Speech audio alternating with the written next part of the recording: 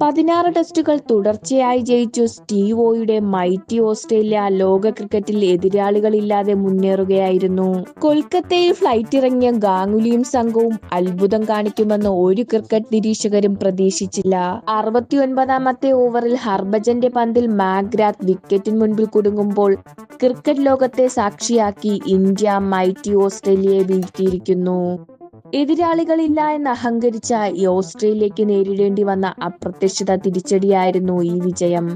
അടുത്ത ചെന്നൈ ടെസ്റ്റിൽ ഓസ്ട്രേലിയയെ 2 വിക്കറ്റിന് വീഴ്ത്തി ഇന്ത്യ ബോർഡർ ഗവാസ്കർ ട്രോഫി വിജയിക്കുമ്പോൾ തല താഴ്ത്തി മടങ്ങാനായിരുന്നു മൈറ്റി ഓസ്ട്രേലിയയുടെ വിധി. 2001 കൊൽക്കത്ത ടെസ്റ്റ് അത് ഇന്ത്യൻ ക്രിക്കറ്റ് ചരിത്രത്തിൽ സ്വർണലിപികളാൽ കൂട്ടിച്ചേർത്ത ഒരു അധ്യായമാണ്.